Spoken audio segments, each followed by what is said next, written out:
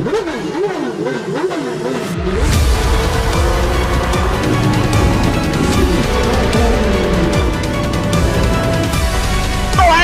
the two of them, the inside of coats, Artcis gets too heavily involved, and that's Whitehead and Coates.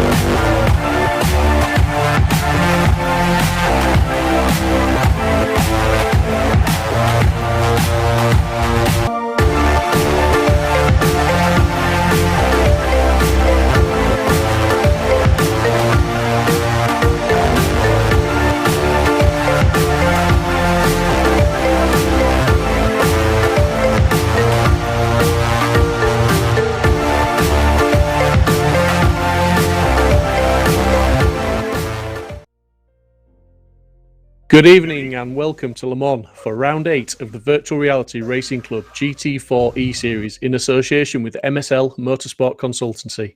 My name is Steve Proudley and I'm your commentator for the evening, and I'm joined as ever by Martin Jones. Good evening, Martin. Good evening, Stephen. Can you say that again? Good evening and welcome to Le Mans. Welcome to Le Mans. I mean, after Nordschleife, mate, I mean, we've been spoiled, haven't we? Absolutely spoiled rotten. This is one of the big three that they talk about. Sorry about the Silverstone. I love you dearly, but it's Monaco and it's Indy 500 and it's Le Mans. And throw in a Drivers' World Championship in F1 as well. That's kind of what they want. They're the big 3/4. Absolutely, mate. I mean, we've got corners like the Porsche curves to look forward to this evening. We've got the Mulsanne straight for the slipstreaming. You know, it is absolutely 4.18 kilometres of fun and fast and furious racing. As you can see from the track map there, we've got, track length 8.4 miles, 13.6 kilometres on there. Yeah, and we've got a lot of long straights for Rich Hayden. With 2 or 3 chicanes, which he can add to in his Mustang. That's going to be fun watching Rich drowning it. Yeah, absolutely. I mean, the Mustang, as we were just speaking to him off air there, was struggling with getting traction out of the corners, but he's certainly not going to be struggling for power on the straights, but he's a tall order for him to tame that Mustang. And we were just looking at the Nordschleife results. We had some fantastic racing at Nordschleife. Maxi Rohrig converted the pole position into a race win in race 1, but Dave Marshall came home in a very hard-fought second place with Alex Toth-Jones in an equally hard-fought third place.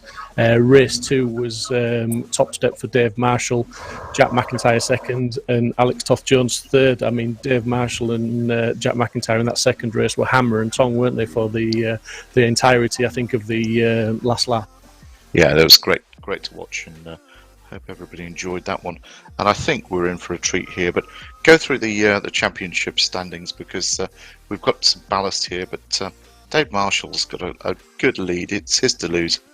It is absolutely, yeah, as you say, Dave Marshall in first place with 401 points and 100 kilos of ballast tonight. Second place, Jack McIntyre, who is 58 points, 343 points in second place. Third place is Maxi Roerig with 333 points. Rob Butler in fourth, Max Edmondson in fifth, Tom O'Farrell sixth, Harry Omrod seventh, Konstantin Kletzer in eighth, Rillig in ninth and Dorman in 10th. I mean, all these guys are carrying ballast around here tonight. But as you say, it's Dave Marshall's to lose, really. I mean, if he sort of finishes in the top four, I believe, in the first race, it's pretty much job done. And I think that means McIntyre's really got to win tonight as well. You know, he's to keep it alive, he's got to win both races and rely on Marshall having a poor round. Yeah, basically, yeah, you've summed it up in that thing. Here we go, qualifying. 30 minutes, and I think that it could be a BMW benefit show here, but who knows? We'll see what Rob Butler can do in his Mercedes. That should be a beast round here.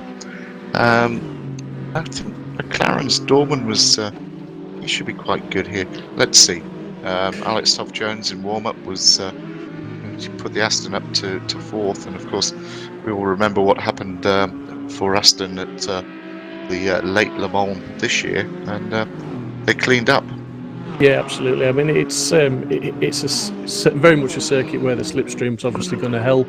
If you can stay close enough to the car in front to benefit from that. Obviously, there's two great big, there's three actual very effective straights for slipstreaming.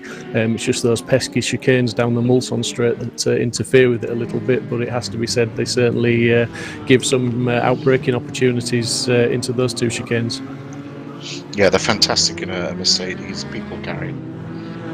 Absolutely, yeah. I mean, yeah, we sort of talked about it the last couple of weeks that I've been commentating on the GT4s. We've mentioned the ballast, and obviously, you know, you think 100 kilos, it's really going to hurt the drivers. But with the likes of Marshall, it may affect him in qualifying, but the racecraft he shows, he certainly manages to not let it affect him too much in the races, and he's had some fantastic results this season, even though he's been carrying that 100 kilos, I think, for most of the season. Yeah, he knows what he's doing. Just really admire him. Yeah, I mean, just while we're talking about Dave Marshall, I mean, obviously this season, you know, it's been 8 rounds. We've had 7 rounds so far, 2 races at each round. We've had 7 different winners. We've had 5 different drivers setting fastest laps, and we've had 4 different drivers putting it on pole position. And it has to be said, Dave Marshall leads the way with 4 wins, and also he's set 5 of the fastest laps out of the 14 races we've had so far. So he certainly is the man to beat, and he's just showing that his consistency is key. Yeah, it absolutely is key, and he knows how to keep out of us. You know, he gets in a scrap, but he knows how to keep out of the dire consequences of getting over exuberant in it. Yeah, it's very smart. Yeah, absolutely. I know when we, you see drivers in the reverse grid in particular, when they're starting a little bit way down the field, and they're having to come through that field. It's the mark of a race driver that can come through the field without too much of a scrap and a scrape, isn't it? And compared to some drivers that just seem to sometimes get caught up a little bit in the contact. Yeah, and when we need those, because they're great for commentary. They certainly, to give you something to shout about and something to watch, and obviously some sharp intakes of breaths every now and again when you do see the odd risque move, shall we say, or the risky defences. But lots of open spaces tonight for the drivers, some fast corners, some tight corners, some long straights, plenty of overtaking opportunities, plenty of outbraking opportunities, and certain areas where there's some reasonable runoff, some areas where there's not so much runoff. So this track certainly has got it all for them, hasn't it, this evening? Oh, definitely. I like the whole complex. In my time in MotoGP there, the MotoGP circuit is just a brilliant circuit. If it wasn't for, dare I say it, and I will say it, if it wasn't for politics, I think Formula 1 could happily run at Le Mans and do the French Grand Prix there. But they're not going to like me saying that. But it's just a great facility. And the short circuit, which is the MotoGP circuit, is brilliant. Good runoff areas. Look at that. It shows you what they're dealing with. Can you imagine back in the day before they put the chicanes in there? you're absolutely flat out. Yeah, I'm not quite sure. I've not done the researching to find out how long they used to hold the throttle flat out down there for how many seconds. But I know that's always an interesting stat, percentage lap at full throttle. Now this one would certainly increase that percentage without the chicanes, wouldn't it? Well, I think Mark Webber, when he was still accelerating when he took off into the boonies. Although, yeah, the day his car flipped. Yeah, he's still quite amusing when he talks about. Well, he's amusing. He's a great guy. When he's talking about that, it's just, he said, mate, I saw my bloody life flash before me, upside, downside. yeah. Then he went on to do it again in a Formula One car in Valencia. So is he the most flyingest Formula One driver ever? Yeah, absolutely. Maybe he's after that aviation license if he hasn't already got it. But yeah, I mean, we're just watching Isaac Smith on his flying lap at the moment. Now, Isaac's certainly been a driver to watch. He's shown some moments of brilliance. He's shown some good pace throughout the championship. He just maybe not had everything linked together to put him, further up the championship. But certainly a driver of a good standard. That's great. And hello. My mate Max Coates has snuck in there. He's on the server, so looking forward to seeing him in the Aston going around here. Yeah, Max is a driver of a never give up attitude, a real racer. We've seen a couple of races where he's maybe not had the best of starts, or he's had some contact that's maybe not been his fault always. But he certainly knows how to fight back, and he knows how to fight hard and fair as well. I think that's the terrier in him, so to speak. Yeah, certainly. He's impressed me, driver that I've sort of seen him around. I've seen him in the real world, and when you watch him in the sim racing, he's got the tenacity and the hunger to go faster than anybody else on the track, and he's got the skill as well. He can put it together, and he can put in some good lap times. That's quite interesting. That's a very nice way of putting it. So he's got skill, tenacity, and elbows. Yeah, absolutely. Yeah, he can make that car very wide when he needs to, and he can also open doors that maybe aren't quite wide enough for him.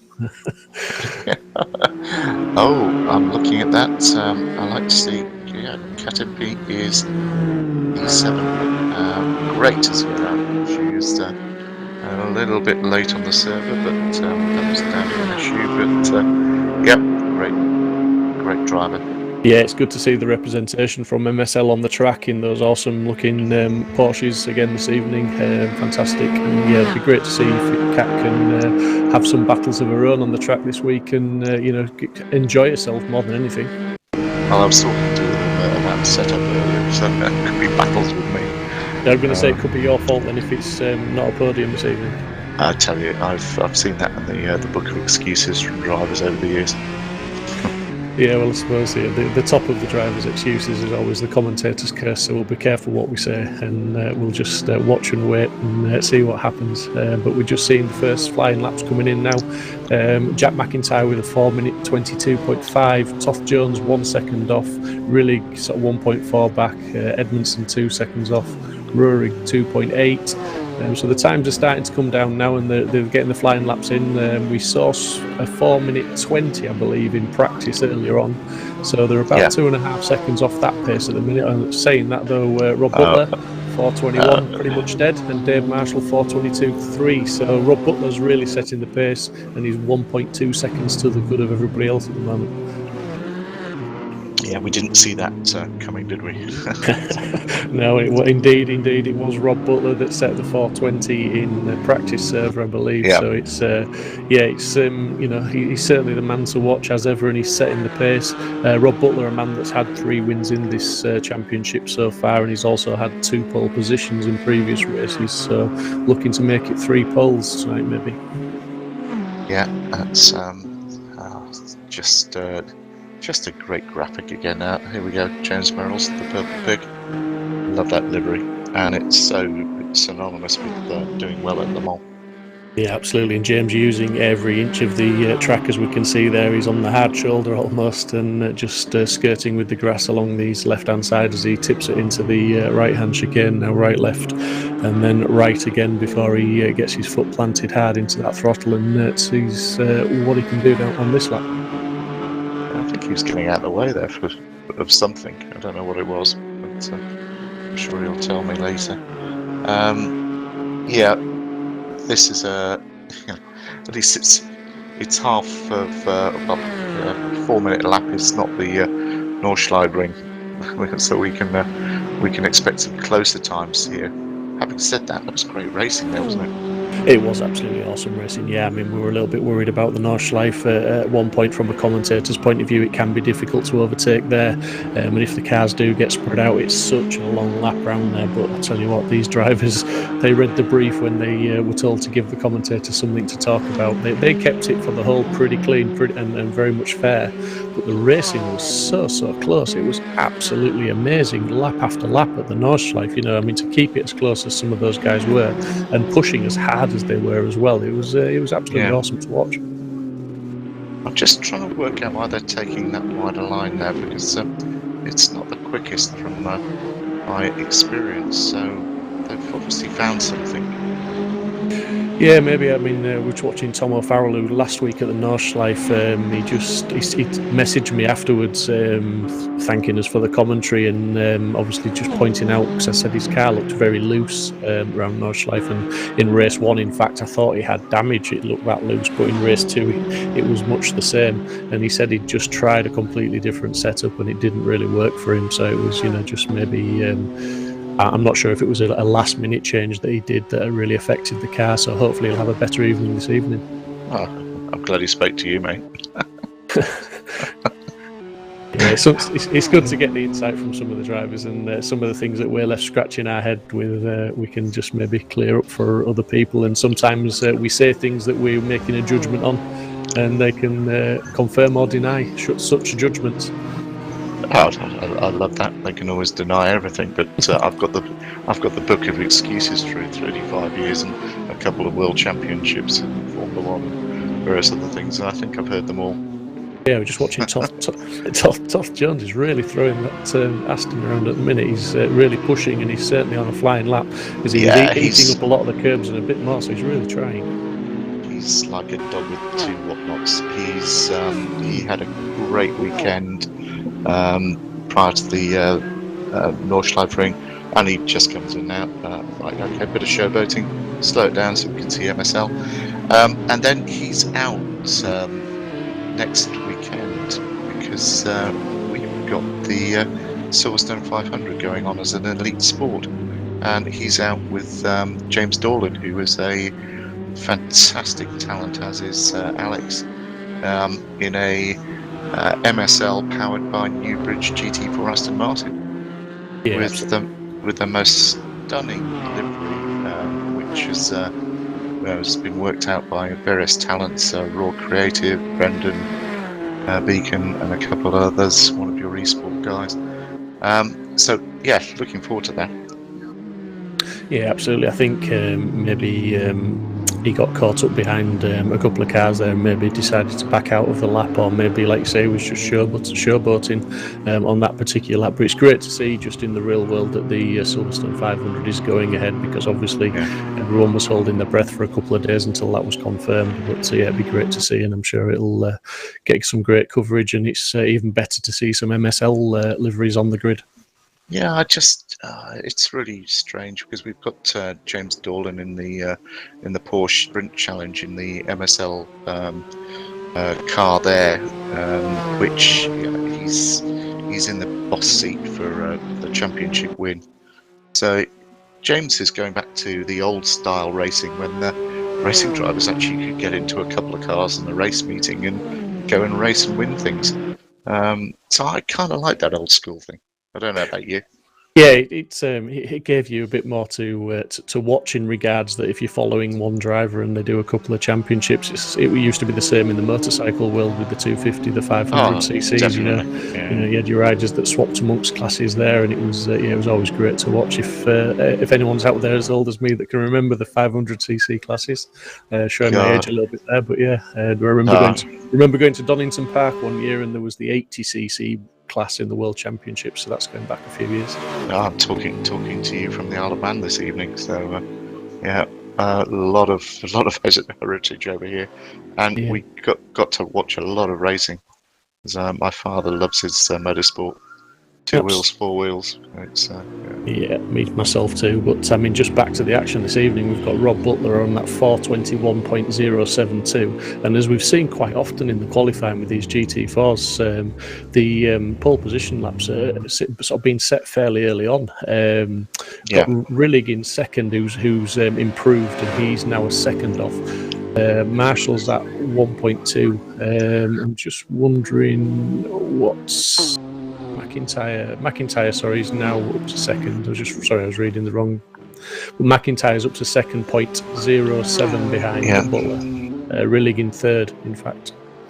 So the times are getting closer, but Butler's not really improved on that 21 yet. Oh, that was a bit Larry.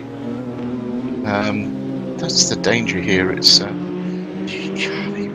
your setup. You kind of got to go a little bit loose and look your ride height at the back a little bit high to get the speed on the straights. But it does make it a bit Larry in some of these chicanes, particularly if you're pushing hard. Yeah, I mean, some tracks you sort of have to decide. It's it's a balance. It's always a balance between the straights and the corners, but it's where are you going to make the greater gains? So where do you compromise the most? And I think here you have got to really try and set up a fast car for the straights, because that's where you are going to gain most of the time, as long as you don't give yourself too scary or an experience through the corners. No, exactly.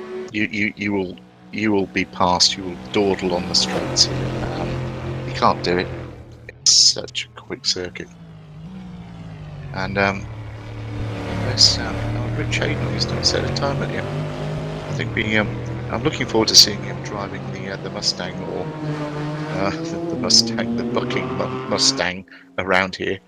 That's going to be quite good fun to watch for everybody. Yeah, and we've got Omrod yet to set a lap as well, and we've got just on the chat we've got Porsche Sports saying hi, so hello to you guys, and hello race fans. Also, just mentioning before, we were talking about the BMW domination, as it were, that we were more or less expecting, because the BMW is a very good car, as we just seen Dorman going a little bit wide there. But yeah, we've got the Mercedes on top, and he's followed closely by the four BMWs, and then we've got Dorman in his McLaren in sixth. So the BMWs are queuing up to have a nibble at Rob Butler, but he's still got that pole position. We've got Roerig, who's now popped into second place, but he's still 6/10 down, so he's quite a lot of time to find. That was a stonking lap by Rob Butler, and of course, as we know, he'll be incredibly modest about it.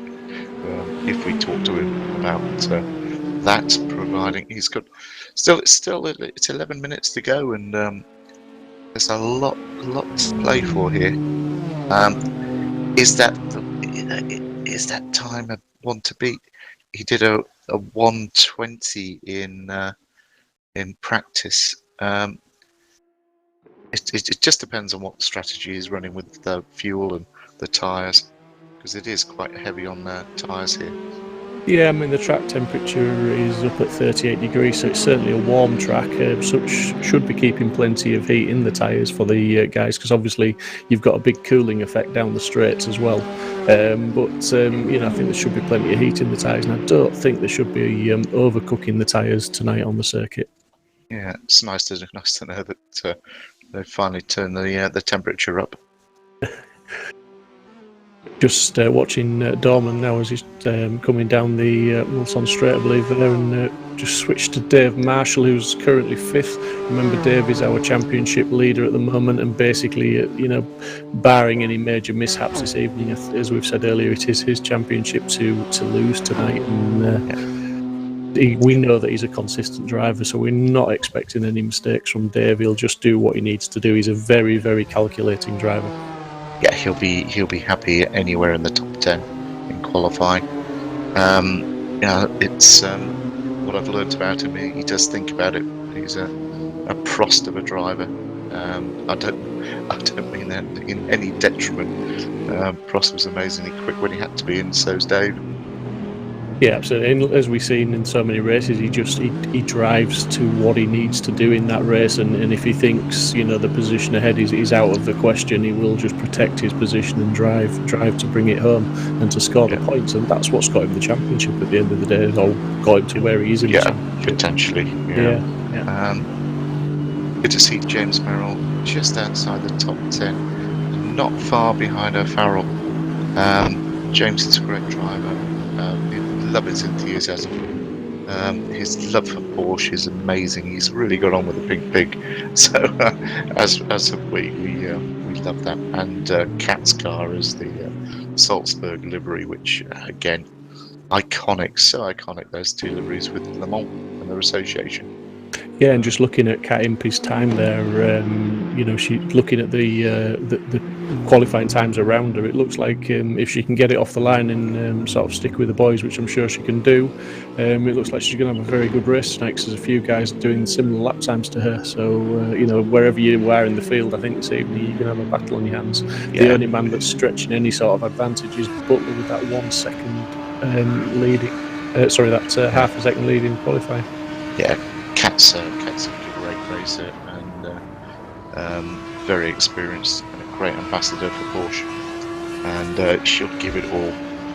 It's just about the setup and practice time that has been a little bit limited for her going into this, because again she's been working with Porsche all day, doing various bits. So enjoy it, Cat. I'm sure we will. Yeah, and Rurik has now put it on pole position with a 21.068, so he's 0.004 of a second faster than Rob Butler. That doesn't get much closer than that round a track of this length, does it, really? I mean, that's pretty impressive. That's incredible.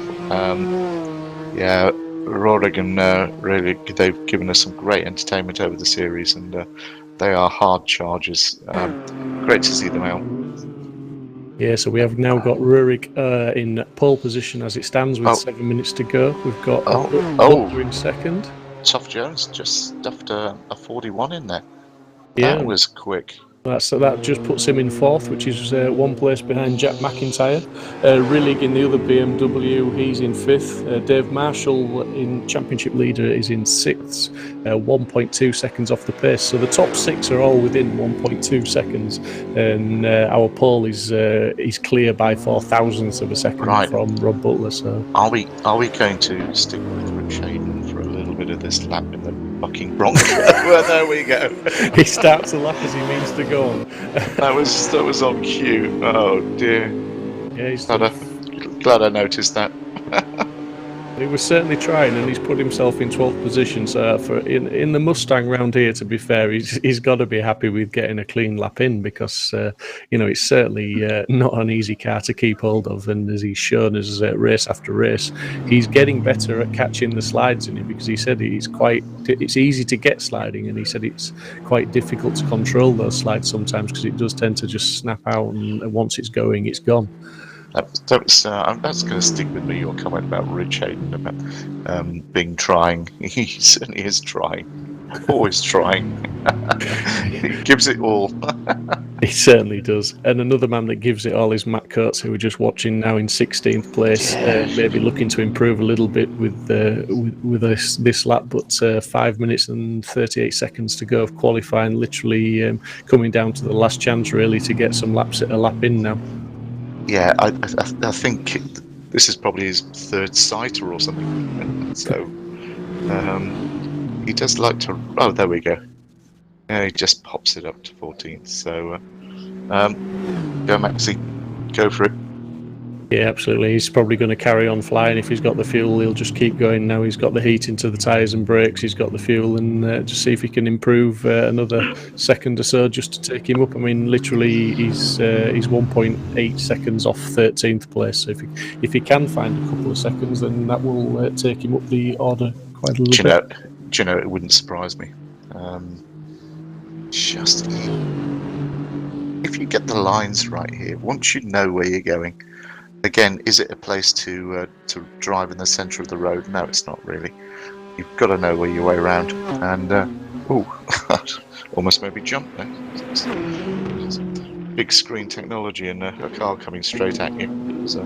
Yeah, we've got just watching Carroll as he's going round in 18th place at the moment. He's looking like he's trying very hard as he's extending the track limits maybe a little bit there, but he's certainly using every single inch and looking to improve on his 18th position at the moment, and he's just not quite close enough to the car in front to have picked up any sort of slipstream. So I'm wondering if either Maxi Rurik or Rob Butler set those times with any sort of a slipstream on their laps.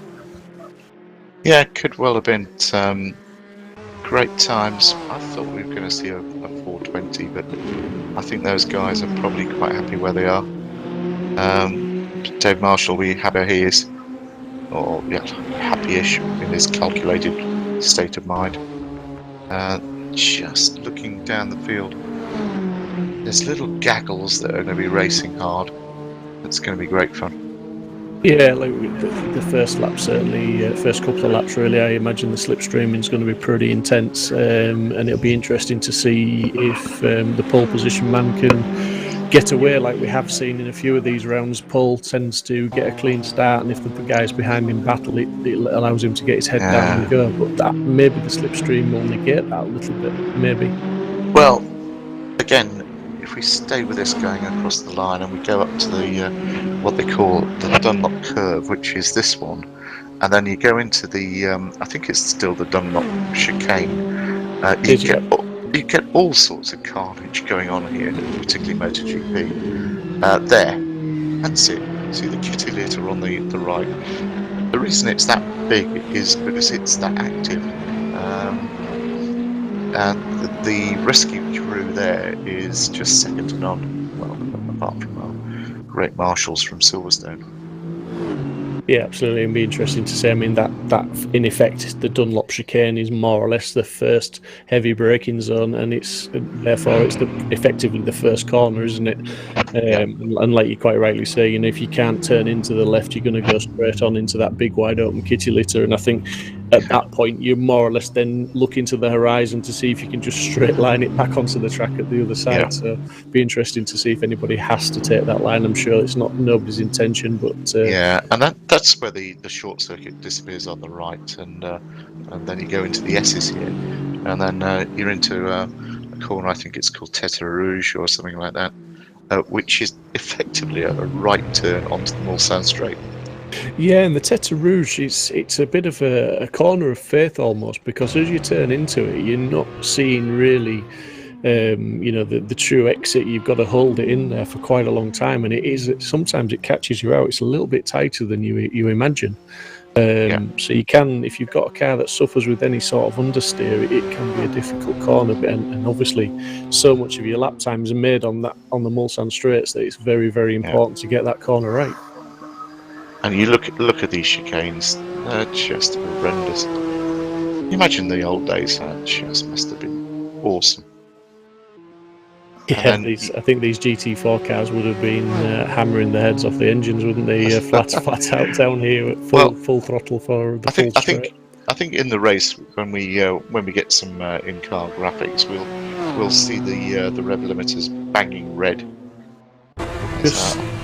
Just look at that time, Martin. Oh, there we go. Rillig in third, 0.057 off. So the top three now are split by not even really visual. It's so close. And look who's snuck up into fourth. And I was saying he'd be happy with that. It's Dave Marshall. Absolutely, and Toff Jones in fifth. McIntyre down to sixth. So the top six certainly going to be fighting very, very hard, because they're all within 7/10 of each other now. So that's fantastically close, and it's setting us up for what should be a fantastic race. Maybe. There's little doubt. And these graphics are just brilliant. I can remember this place. just clock's ticking down now to the last 5 seconds. We're going to hit zero around about now. So the times are set. The guys that are just finishing the laps off will be able to do so, and we'll just see how this pans out in the next couple of minutes. Just watch on his dashboard there, and he'll be screaming for another gear.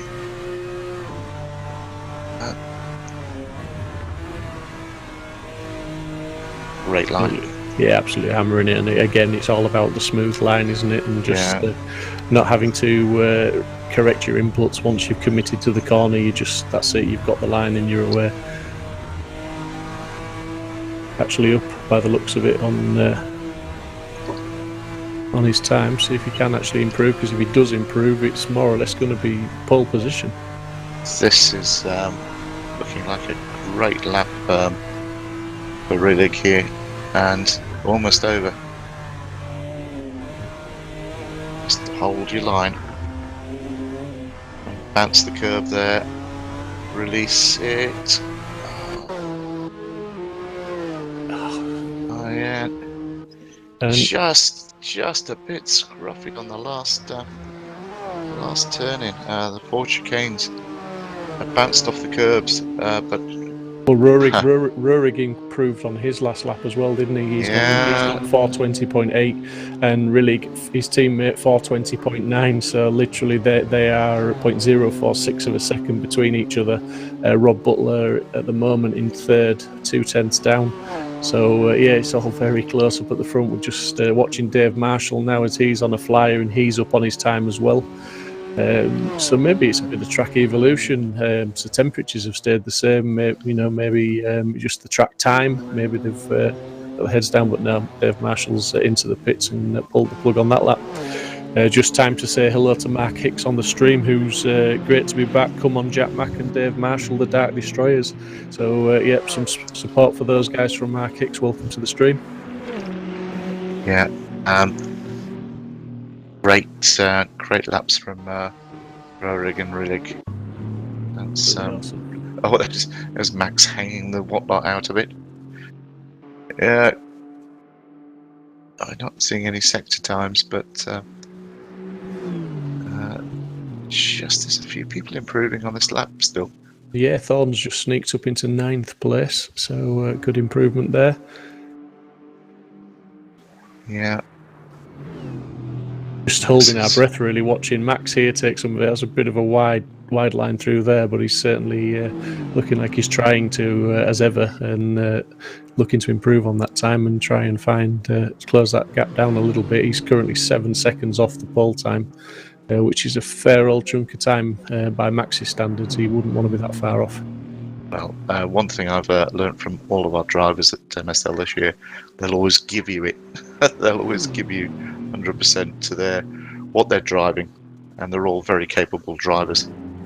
Yeah, just seeing Max closing in now in the last couple of corners of the lap. Going to come across the line. Go on then, give us something. No. Nope, it hasn't improved, unfortunately, on that occasion. So that is qualifying complete.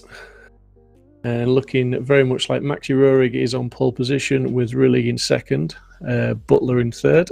So fantastic times. I mean, 2/10 between those three there. It's absolutely awesome, isn't it? I mean, we always know it's going to be close, but that was very, very close.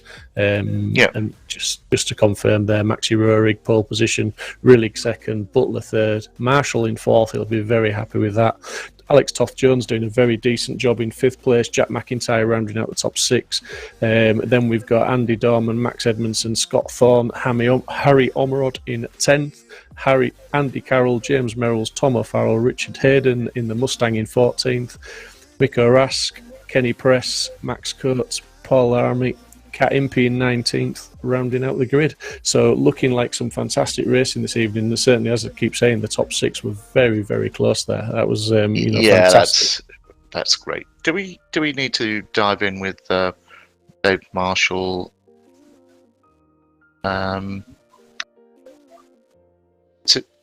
I believe we are going to just nip down and have a word with Dave Marshall regarding some upcoming events. So let's go down and speak to him now. As if by magic.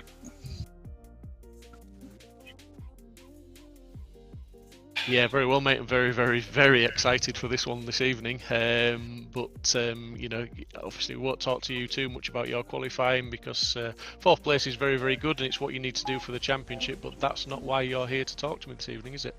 No, we've got some exciting news as VRRC. It's the launch of our League of Champions, which is an idea based a bit around Race of Champions, where it's a multiple discipline style of league that requires a driver that is fair handy at different disciplines to actually, progress up to the league, and that's where we've got good prizes in at the end. So we've literally opened as of the end of this race, I believe, the Porsche Carrera Championship, which will run for 4 weeks in a week's time. And yeah, sign-ups are open, so space is already fair filled up, so it's looking very good, very good. Some good tracks on there as well. Donington, Snetterton 300, Thruxton. Now that's a fast track. Alton Park, always a good track as well. So yeah, there should be some very, very good racing from what we've seen so far. The drivers in VRRC Championships are of a very high standard and know how to race hard but fair. Yeah, so I think it's, looking at the championships we've got at the moment is, they're obviously of a very good standing. There's some very good drivers, but we're noticing, especially with it going into the off-season of real racing, that we're getting an increased number of sign-ups of real drivers who are looking for opportunities to either stream their own races or get involved in championships that, help boost their promotion during the off-season of their driving. So there's a good few drivers, that have come off the grid and they're looking to get in these Porsches to prove a point. And the times already are insanely close. And when we go to Thruxton, I just want to close my eyes, to be honest. That is going to be... entering the back corners at 140 mile an hour in them is not for the faint-hearted, put it that way. I believe so. So if somebody's interested in these, in the League of Champions and anything else that VRRC are doing, obviously, like say through winter, through the off-season, how do they get involved, Dave? So I recommend anyone who wants to just basically find anything out about VRRC, always join the Discord. It's free to join our Discord as a VRRC. And then you've got a scale of memberships that you can take out that gets you certain benefits. And but mainly sign up through the championships, go to the VRRC website, go into the shop section on there, and you'll see you can pay per entry into championship. So you can, if you only think you want to have a go at the Porsches, or you want to do classic DTM or any of the open wheel discipline, then you can select which championship you want and purchase that individual, or we do a discount of 10% if you go on and buy the whole league pass, which is all 4 entries. So we made it as easy as possible, but yeah, as I say, entries are filling up, so anyone interested, I'd recommend don't hang around and get on tonight and book your place. So how many cars are we looking to have on the grid, Dave? Sorry. We've aimed at 22. Okay. Realistically, we want a good sized grid, especially to commentate on. But realistically, 22 is a number that we look at and go, we can try and push the numbers higher, but 22 tends to be the nice number for a good grid to commentate on. So we'll wait and see. But as I say, it's filling up. Nice one. If enjoy the race. I have to say, other championships are available, but not as good as this one.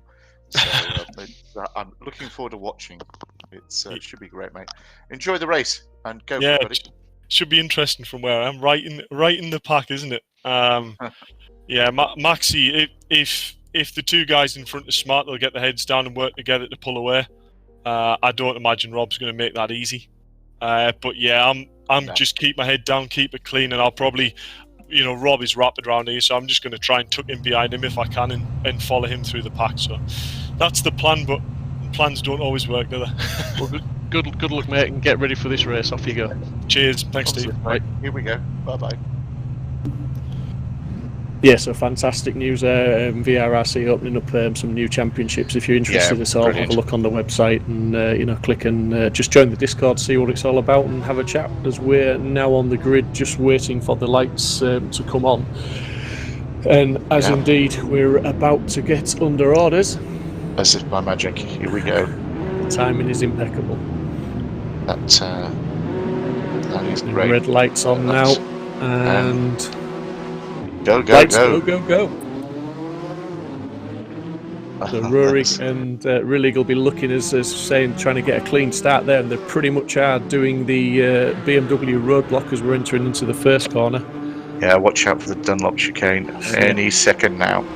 Absolutely, is the Mercedes there just trying to split the two of them and go up the middle, but it's not as it worked. It looks like it may have, as we're just seeing one of the BMWs bouncing over the curbs, and the Mercedes now is really attacking. Rob Butler's really trying to hammer it home, and in fact he has got the lead. He's taken Rurik and Rillig to get the lead now, which is that going to be beneficial as they go on to the Mulsanne Straight? I'm not quite sure it is, but we'll see how this one pans out. Look at this. The 10-10 boys are battling as well. And something's gone on right in the middle of it all. Scott Thorne, I think I saw Cat Impey being like a victim. Yeah. James Mills had dropped down the order a little bit as well there by the looks of it. So we're just concentrating on the front guys, Rob Butler and Rurik at the minute. Rurik's tucked right up behind him. We've got the two 10-10s of McIntyre and Marshall also in close attendance and keeping Rillig very honest. And what could possibly go wrong here? The slipstream's not quite had the effects. Oh, so one of there them we go. Off there, that there looked we like go. Rillig has just hit the barrier very hard by the looks of that. Yeah, that's a broken BMW. That's not going to go out. That's such a shame. He'd done so well in qualifying, but qualifying isn't the race. Absolutely not. These guys are loving the Mulsanne Straight, and the BMW should not be doing this with the grunt of the Mercedes, but yeah, they've got the setup right. Yeah, the Mercedes got the inside line for this chicane, and he's certainly hot on the brakes. He's Butler, and he's taken the line away from Rurik and turned into the chicane in front of him. Rurik taking a lot of curb there, just trying to hang on to the back of Butler. And it's not Butler's showing it's not all about straight line speeds. We're on board with Rillig now as he really closed up under the braking, and in fact, he's managed to get around the outside of Rask in the chicane. But his steering inputs look somewhat adrift at the moment as he's steering left to keep it straight. So obviously a lot of damage on that car. And the trouble is, everything's a right turn here at Le Mans. Yeah, and he's obviously suffering with a lot of speed loss on the straights. He's dropping back down the positions again now. So pretty much race over for Rillig by the looks of that. As the battle at the front is still hot with Butler, Rurik and McIntyre and Marshall all fighting for that top spot. Just looking at James Merrill's trying to recover from that incident in just after the Dunlop chicane, and he's trying to fight his way back up the field, but he's just lost a position to Kenny Press.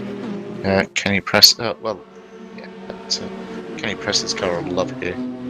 Oh, what's going on here? Oh, it's Marshall. Marshall having a go. Oh, he's done it. He's up to second place. It's the slipstream, isn't it? I mean, both him and McIntyre, to be fair, are carrying a lot of ballast. 100 kilos for Marshall, 90 for McIntyre. Oh, and I think that was Rurik going really wide there. Yeah. Yep. So that's Rurik. The two Rurik and Rillig not having the best of starts to the race, as it would appear now. We're just seeing Rurik in 8th place, 7th place, just can't decide. He's just battling it out there with Edmondson, I believe, Carroll as well. He's thrown himself right in the back of the pack. There's a good battle there between the Aston and the McLaren. How often have we said that? Yeah, and it's interesting to see Butler's now got a 1.5 second gap back to the 10-10th boys, Marshall and McIntyre, as they're sort of battling it out a little bit and swapping positions. But Marshall currently holding that second place from McIntyre as they're just coming through the, shall we say, the twistier stuff. Whilst you'd like to think they'd work together, no, they're racing. Let them race. Teammates, championship contenders, bragging rights, adrenaline. Yeah, let them go. Yeah, it's good to see him race. I mean, I just would like to see if either of them had the pace to catch Butler. I mean, practice and qualifying would more or less say probably not. Now Butler's got that gap. I think he's going to keep that gap barring any incidents, and that's a brave thing to say when there's 25 minutes left on the clock, but that's what practice and qualifying has shown us. I mean, now that Rurik and Rillig have Rillig's down in 17th, Rurik in 6th, those were the two guys that were really going to challenge Butler, I believe, in this race. Yeah, definitely. And don't write them off. The old juices will be running hot in their veins. Yeah, I've learned very quickly commentating on this GT4 series not to write anybody off, because in fact, the 210 boys of Marshall and McIntyre, once they sort themselves out and get the pecking order right, they'll certainly, they're not out of it. They do have often find a lot of pace during the race. Yeah, definitely. And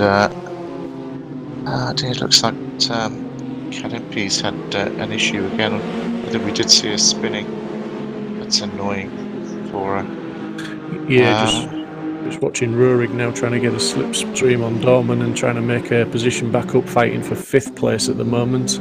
But just James Merrill's back up to 11th as well. He's just made a move on Rask. Hayden in 14th. Just a couple of drivers that I'm watching as the race goes on to see how they do.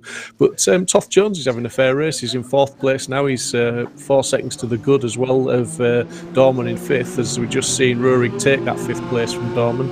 So Rurik now will be, if he can just keep clear of Dorman, he now start to hunt down Alex Toff Jones as well. Whether he, he certainly got the speed, but whether he picked any damage up in his incident earlier, I'm not sure if he hit the barrier or he just ran wide in the corner. Well, there's one thing, there's plenty of time and he's got plenty of pace. So he'll be after him. So sorry for his teammate, really. That was shaping up to be a great battle. Yeah, it was indeed, and Rob Butler now 3 seconds to the good of Marshall in 2nd, who's only 2/10 up on his teammate. But like I say, I think the man that's going to be on the charge now is Rurik in 5th. Dave Marshall set the fastest lap of the race on the first lap with a 4:32. It'd be interesting to see what Rurik and Butler do on these laps. Butler, I'm sure he's had a clean lap. He's had no pressure at all. This is the first flying lap, so I expect to see him in the low 20s. Maybe 22. Yeah, absolutely. And look who's popped up in 8th place. Our favourite Terrier. Absolutely, Max Coates. Yeah. And he's chewing at the back of Carroll as well, because he's only half a second off Carroll in 7th. So Max has had a good start to the race, as we've just seen McIntyre now trying to take advantage of the slipstream, and it looks like Marshall's trying to sort of squeeze him as much as he dare, but he's got the inside line and he's going to try and hold that place from McIntyre. But it looks like McIntyre's got his nose in front with the slipstream there. I just think there'll be a certain amount of sense and sensibility between the two of them, and that's obviously not the case, but they're having a great scrap, so let them race. And it's allowing Toff Jones to come up, and he'll wake them up very shortly. Yeah, but what we want to happen, but those guys certainly won't want to happen, is Rurik, because if they all start battling there, as we've seen Alex Toff Jones is catching these two, Rurik will certainly start to catch them as well. And with 22 minutes left of the race, just under, it's certainly, like you said, he's got plenty of time and he's got plenty of pace to do that. As much as McIntyre needs to win this race to really keep his championship alive, Marshall just needs to finish, as he said, in the top 10 and he'd be happy. So he'll be looking to just keep it clean, and McIntyre will show him the respect, but he'll certainly push him every step of the way, every single apex, every corner. He'll be on his tail pushing. Yeah, I'll run with that until something nasty happens, but let's just see what Alex Toff Jones does very shortly. Flashing his lights at them, just giving them a little bit of hello, I'm here, not far behind you. No, he's not. He's made up sort of around about half a second on them, realistically, according to the relatives. Oh, that was sloppy between them. Well, both of them, they followed each other off the line, and when you are close like that, somebody goes wide, you go wide, if not wider with them. And Toff Jones is right with them now. Yeah, and it's looking like Rob Butler did a 4:22 on his last lap, but it hasn't registered as a best. Maybe it was track limit abuse somewhere. But Dave Marshall's done a 4:23.9, 2.6, and Jack McIntyre was his last lap was a 4:23.921. So they're certainly obviously lapping it very close together and matching times. Alex Toff Jones was a 23.3, so he closed up, like I said, a good sort of 6/10 on that lap to really do his self no harm at all. Here's Max, and he's chasing down Carroll. Oh, I don't know what went on there, but certainly, our Yorkshire Terrier is all over it. That's like I said in the build-up to the race, that Tetra Rouge corner there, it just can catch you out a little bit if you just turn in maybe fractionally too early or too late, because it's quite a long corner. It damages you. Absolutely, it does throw you off, and it's an important corner to get onto this back straight. Absolutely, on the straight. Good to see Max Coates though taking advantage, and he's up into 7th now, with Carroll in 8th. And O'Farrell seems to be having a reasonable race this week, in 9th, and we're looking at Omrod in 10th, who's chasing O'Farrell at the moment and looking to battle for that 9th place. Merrill's is a further 4 seconds back down the road, so Merrill's has had a pretty good recovery drive. Obviously had an incident on the first lap which put him down the order. Just looking at the leaderboard, and it's looking like McIntyre's got in front of Marshall, so I would imagine that was a slipstream towards the end of the Mulsanne straight. Yeah, brilliant stuff. Oh, look at this. Great move. Very tidy, very late on the brakes. Slippery old McLaren there. Yeah, and he's got Max Coates got another McLaren behind him as well, so he's going to be looking very much in his rearview mirror at the moment, but anything we know from Max is he won't make it easy. As looking at Toff Jones, he's just dropped off the back of Marshall and McIntyre a little bit. The gap's gone back up to 3 seconds, so I'm wondering if he's had a bit of an issue at some point. Is it tea time?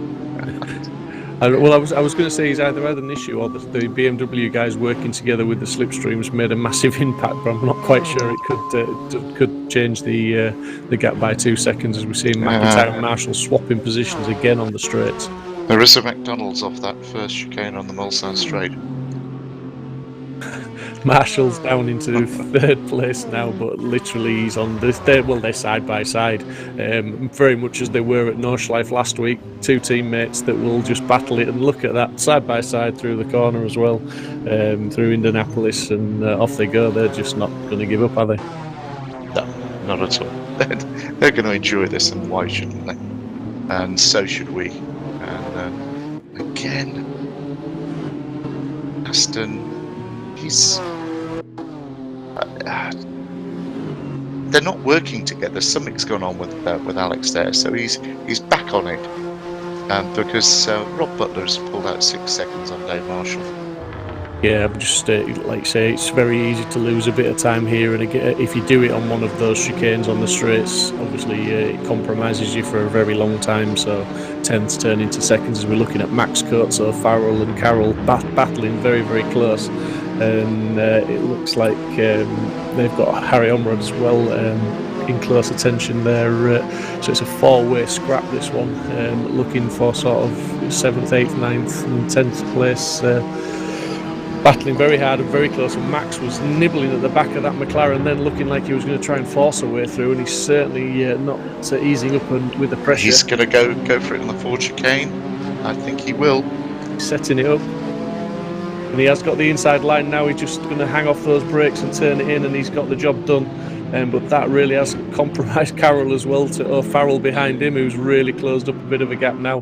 But let's not forget Omrod in 10th as well, who's now drawing alongside O'Farrell, got a better run out of the chicane. Harry's fancying it. He's on it. Excellent. Great racing. Thank you, guys. Absolutely awesome racing, but it's not over yet. They're heading towards the Dunlop chicane now, in another heavy braking zone.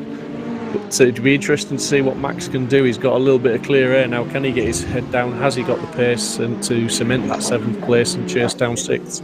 He's certainly giving it everything, and he's certainly looking like he's pulling a bit of a gap. He'll just have to see what happens on the Mulsanne straight, see if the slipstream pulls the guys back together. There's just one thing you know about Max, you'll get everything from it. Yeah, I mean, O'Farrell is really trying hard in 10th. He's right up behind Carroll, so it's McLaren against McLaren following the BMW, and they're absolutely hammering it. It looked like O'Farrell just went a little bit wide there. So he's certainly trying, and he'll be in the slipstream, and maybe he'll, if he doesn't get alongside him in this first half of the straight, he'll keep it close through the chicane and look to do it in the second part. Yeah, O'Farrell's had a solid season. He's been there or thereabouts, and it's been a great season because there's been multiple people showing talent, and it's been a great grid. And thank you guys, love the season. MSL's GT4 races. Oh no, oh dear, sorry James. Yeah, Edmondson just sort of turned in a little bit there on James Merrill's, but Rich Hayden's now in close attention of James Merrill's, but maybe just not quite enough racing room left there. I don't know. Don't think James really had anywhere else to go. He was on the apex, but he's not too much harm done. He was losing the position, but I think Edmondson was just maybe a bit keen to turn in at that point. Yeah, he was heavy on the brakes, James. There, not a lot he could do. No. And now you've got the Mustang might, and then keep out of the way of the Mustang in the corners, mate. And then there you go. That's the move. Yeah, Move Rich Hayden had to throw the anchor out, didn't he, for braking zone like that? So he's James Merrill's got him back there. But Rob Butler certainly the man on the charge with just under a shade under what is 6 seconds back to Marshall in second, and Rob Butler set the fastest lap of the race on the last one with a 4:21.5. So the times are somewhere where we thought they would be now as Rich Hayden goes toe-to-toe with James Merrill's, and that Mustang certainly quick in a straight line, but can he get around the corners? That's the question. Yeah, it's the Cayman is brilliant on the brakes, and just maybe lacking a little bit of grunt there. But it is what it is. It's a great GT4 car. Yeah, just a shout out to Callum Wilson in the chat. He just says, "What sim is this?" It's AC, Assetto Corsa, mate. Mark Hicks, the Dark Destroyers are on the move. Well, they're certainly moving. They're just battling with each other very, very hard. It has to be said, Mark. And Butler is at next level from Bod Cole. Let's see his line, please. So yeah, welcome to the stream, guys. Glad you're all enjoying it. It sounds like you're enjoying it as much as we are, 'cause it's absolutely awesome as we're on board with Butler now. Just to show you his lines, looking at someone's lines and trying to follow them at this sort of pace, do it yourself, it doesn't always translate to be as easy as that, does it? I mean, these guys put a lot of hours practicing. Yeah, they're exemplary, and the feel that they've got for these cars. Oh, look at this, and Toff Jones is fancying a little bit of this now. He's not. These guys are holding each other up. Yeah, Toff Jones certainly, as we would expect, has never given up. He's just doing his laps. He's putting the times in. These guys, like you say, are battling hard. McIntyre and Marshall, Marshall in second, McIntyre third, Toff Jones fourth, and he's just really keeping a watching brief. One mistake from these guys, as we have seen, in the latter stages of Nordschleife, Toff Jones was very unlucky not to take away McIntyre's place in that race when McIntyre spanned a couple of corners from the end. He's just playing the educated racer this evening and just following, watching, doing his own thing and letting these two guys battle it out. Yeah, just educated, and Alex is something I question, but he's a raw racer. Not just teasing Alex. Great guy. Come on, he's got the taste for this. Yeah, absolutely. And don't those BMWs look awesome when they come through that corner like that, so close together as ever. Fantastic pictures from Mike Yao at Simply Race. Our podcast, absolutely awesome stuff. The picture-in-picture, certainly for those interested, watching Rob Butler giving you a full lap of his lines here now. So hopefully maybe you can take it away, and if you want to join the race and if you think you can translate into the same sort of pace, or you just want to improve what you're doing, then certainly join the Virtual Reality Racing Club Discord server. Yeah, don't be shy. This is great stuff, and a great team of people. We love working with them, and looking forward to great collaboration in the new year. Oh, yeah, was I allowed to say that? Probably not, but hey ho. Oh well. But we're looking at that looked like Carol and O'Farrell, very, very close there, and I'm sure they were rubbing doors. There's a couple of battles going on there. Last of the late breakers here. Who's going to do it? Oh, that you can't get two cars through there. That's brilliant. I tell you what, Max did really well to defend the cutback there, because I thought, he's got the first half of the chicane covered, but I did think that Omrod might just have managed to get the cutback on him, but Max managed to get that car slowed and turned in. Absolutely awesome driving. Yeah, great driving. And here we go. This part of the circuit. Look at him. He knows where to position himself, Max. Just keeping it tight. Oh. That's a late move, but it's a confident one, and it's got the job done. It's almost like a block pass to some extent, but it looks like Max. That was great on the brakes there. It was, but I just wondered if Max might have carried a bit more speed through that chicane, and he's certainly straight back on the tail of Harry Omrod now and looking to make a pass as they go down the straight. And look at the McLarens working in tandem. Yeah, now that is a drag race. That is BMW against Aston, and it's looking like Max has got the job done, and he has, and he's done well because he hung that round the outside of those last couple of turns there to finish that move off. That's great stuff. I'm going to have to get a camera in his sim. Yeah, we need to see if any of these guys are live streaming so we can hook into their cameras like we do with James when he's racing Game of Muscle. Yeah, where is Game of Muscle? I'm missing him. Not sure, but Max Coates has just lost out again now, as he probably inevitable, to be fair, when they enter the slipstream zone, so he's going to probably follow Harry round now. Although saying that, he's coming back at him around the outside, which would turn into the inside, but Harry's just managed to defend that move. Yeah, and maintains 7th. It's quite a good bank and a spill off that bend.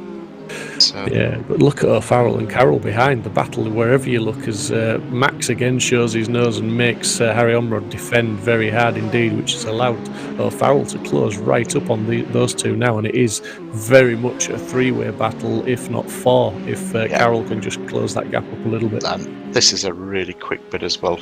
You know, everybody talks about the Mulsanne straight, but this is just so quick down here. And then it goes into this bit. Yeah, there we go. Whoa. O'Farrell taking the tighter line there, almost. He's attacking Max, and he's got headlights ablaze, and then he's just managing to get that McLaren turned a little bit tighter than the Aston, isn't he? Absolutely. Oh, brilliant. Brilliant graphics. And Carroll has got that gap closed up again. The man, I don't think anyone's stretching the legs, but if anything, the gap's got a little bit bigger up to Harry Omrod at the lead of this pack. Yep. But certainly very, very close racing, very tight, very intense.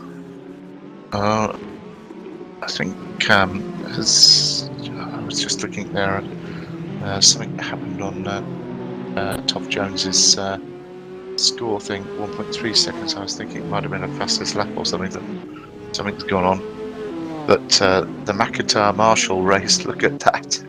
Yeah, it's a race long. I mean, Toff Jones now is still in 4th place and only just behind. He's closed the gap down.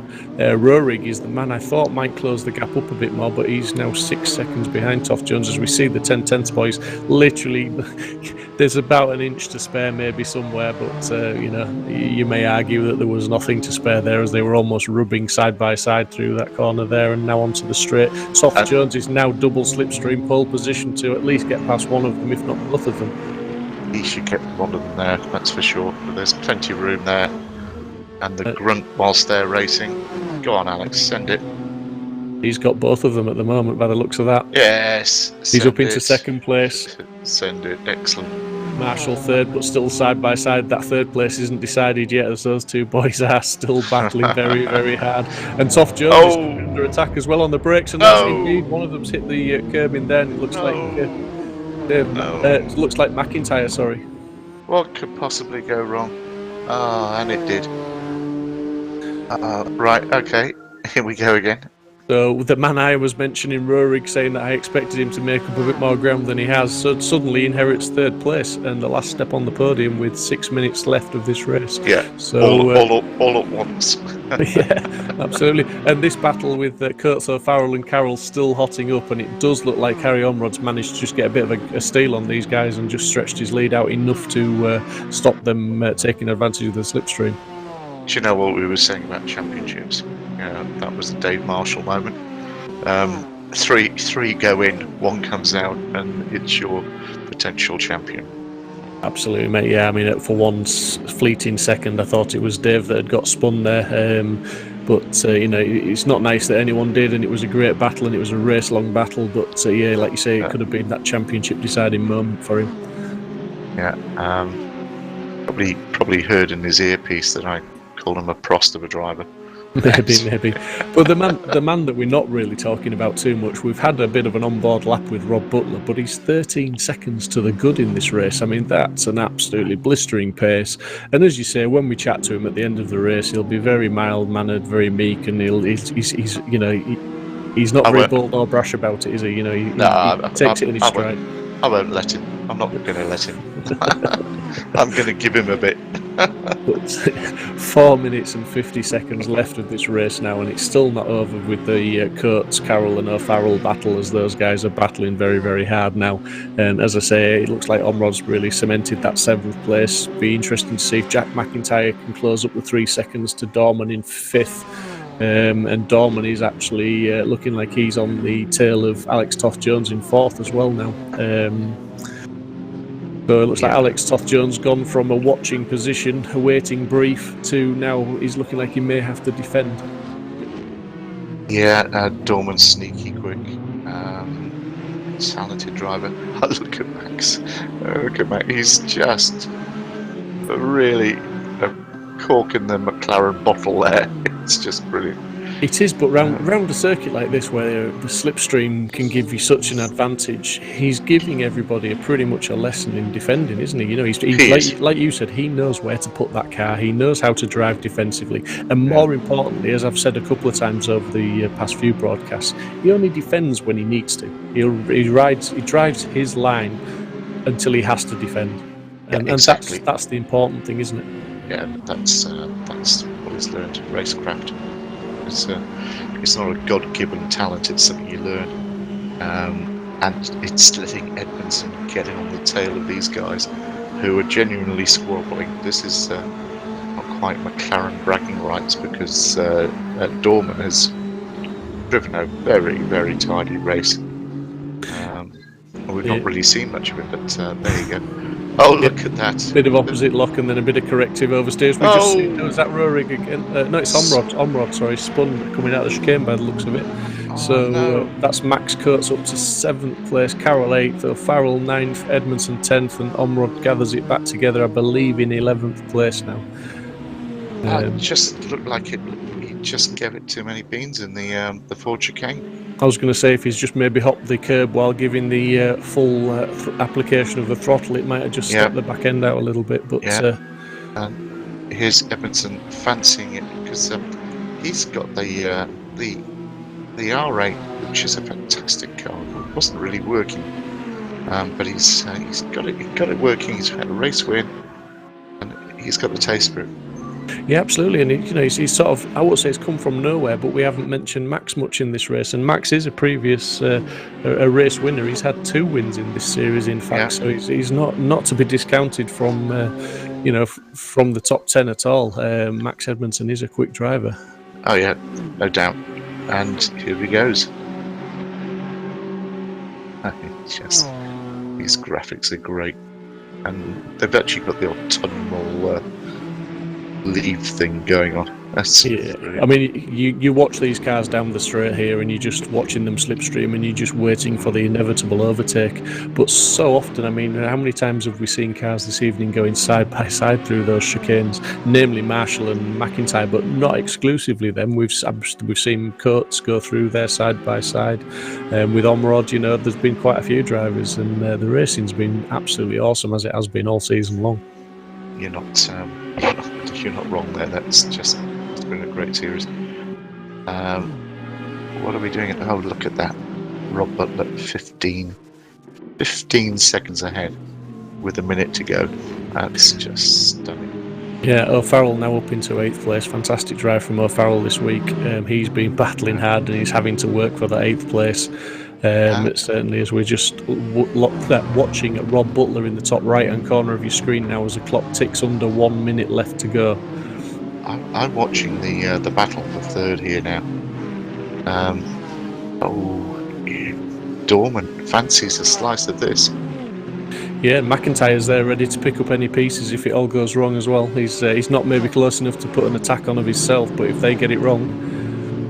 Yeah, and I guess, looks like Dorman's got Toth-Jones there. And Alex won't give this up though.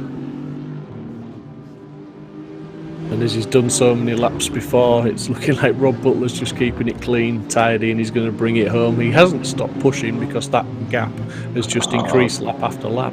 Great move there by Toth-Jones.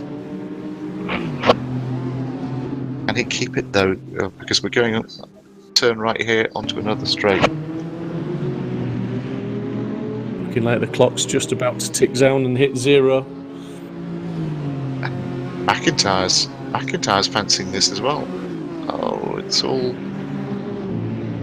Yeah, it's set Rorik go. This is going to be fun. There's Yeah, none of absolutely. these guys give in. No, and rightfully so. I mean, this is a battle for fourth place at the moment, and they are on the last lap, so it's going to be do or die now for fourth place. Looking like Rurik's got that third place, barring any mistakes. But more importantly, it's looking like Butler's going to bring it home for the win this evening. Yeah, And he does indeed, as he's coming now, bringing it across the line. Absolutely impeccable drive tonight. He's not made a single mistake. He's put fastest lap in so far of a 4:21.5, which is quicker than obviously anyone else, but quicker than anyone else by quite a margin. It's just a stunning performance. And the battle for fourth place, it looks like Toff Jones has got the job done enough to save fourth place. But Dave Marshall, more importantly, second place. Rory, great recovery from him to get up to third. Toff Jones, as I said, fourth place. McIntyre fifth. Dorman sixth. Max is in seventh place. O'Farrell eighth. Edmondson ninth. And Carroll in 10th. Fantastic battle for that final top 10 spot there. Great lunge from Edmondson there. That was. Where did that 30 minutes go?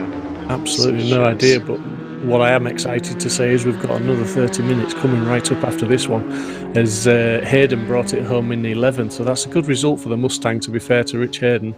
Thorne in 12th, Merrill's 13th, Omrod, he'll be disappointed with 14th, he deserved better than that, he was battling a lot further up the field.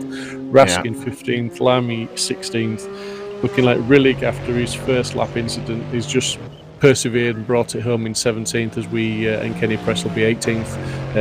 Cat Impey, I believe, dropped off the server early on in that event. But yeah, really, I mean, when we went on board with him, we saw how out of line his steering was. How that gave us an indication of how much damage he had. So he's done really well just to literally stick with it and bring it home. To be fair to him, no, fair play. It would be so easy to just give up, and I don't like people that give up. Never give up. Absolutely not. It takes it away a little bit when if the cars do drop off, but these drivers don't do that. They race to the end because they do get points, right down to the 20th place. So it's worth battling away. Yeah, I just feel for Kat. She's not had the luck with the technology, and she is really quick. So we'll see. She'll be out again. Yep, and I believe we're going to go and have a chat in a second or two. Maybe have a chat with Rob Butler, I believe. Right, Rob Butler, before you go into your modesty sort of, your script, get in there. What a great result. Great drive, dominated it, didn't see it coming. Good race, mate. He wasn't there. No, I'm not sure his mic's working, maybe, so let's go to Dave Marshall. Good result for you, Dave. Good drive. Lots of battling throughout that race. I don't think you really had much of a dull moment, did you? That was mega. That was absolutely mega. That just shows what can happen when you race beside someone who's got racing respect. I don't really know what to say. Like, I'm chuffed because I think I've won the championship first and foremost. Absolutely, mate. Yeah, I was going to come to that, but yeah. Yeah, so only 40 points available left, and I think I've got a big enough gap now. So, yeah, chuffed with that. And my God, that first corner was a difficult start. I didn't know where to look, which mirror, which graph. Didn't have a clue. So it was about 3 cars into one, and Rob and I don't know who it was in front had a little bit of come together, but they all seemed to drive through the chicane. Then, just seemed to manage to find a clear gap, and then ended up battling with Jack, which was, rather entertaining. Well, I'm just going to throw this one out to you now, Dave. During this championship, you've had 4 wins. Rob Butler has now had 4 wins. So this last race, if one of you two guys can win it, just to decide the championship. Obviously, you've won the championship, but to decide who's won the most races, because at the moment you're level pegging. So that's an interesting stat for you to give you something to fight for in the last race. £10, Dave. £10. Let's go. To be fair, it's a stat. I'll try my hardest to do, but it's the racing I enjoy. If I'm honest, like going wheel to wheel with some of these lads is just it's epic, and it makes that half an hour go past like it was nothing. I'm sure Rob had a fair boring race, if I'm honest. So should rather been Batman. Firstly, Dave, congratulations. That was a great drive. And Rob, don't give me any of your modesty. That was a domination. Okay, I just lit it up and smoked them. No. That's exactly what I wanted from you. Look, to be fair, in the other races that we've done, like Dave's been on 100 kilos, the guys have been on 90 and 80. I had a couple of technical issues in the middle of the year, which left me with very little weight. Coming into this race, we're all within 5-10 kilos, 15 I think is the max from between me and Dave, which is about a tenth and a half, 2 tenths in these cars. So tonight was definitely better.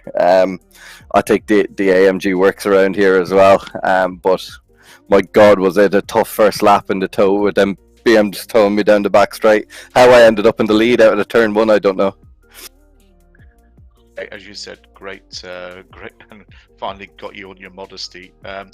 Guys, Rob, Dave, brilliant. Thank you so much. You've made this season, as everybody else has, made it a great thing for MSL to be involved with. Thank you, guys. Thanks, Martin, and well done, Dave. Champione! Cheers, Robert. Yep. All that's left to win now, Dave, is that tenner off Rob in this race. So. No chance. We're both going down into the fence at turn 1, I'd imagine here, boys, and it's all your fault. I think I'm probably your fault. Put me in the pit wall, can't I, off the start. Just don't miss, mate. Don't miss. Seriously, well done, Dave. Absolutely. I mean, the driving throughout the season's been awesome. The results just speak volumes, and a well-deserved championship win. But you have a great second race now here, and hopefully we'll see much more of that close racing we had. But good luck to you both, and thank you very much. Yeah, cheers for that, Stephen. Cheers, Mark. Thanks, guys. Brilliant. Let's hope to work with you in the future for sure. Look forward to it, mate. I believe the tenner's on the table there somewhere. Virtual. I'll PayPal it to you if you beat me. Right. No, I believe you're tighter than cramp. Right. Enjoy. Get on. We must be getting close to the second race, which I'm really looking forward to. Good luck, Robert. Cheers. Yeah, good luck. Cheers, guys. Yeah.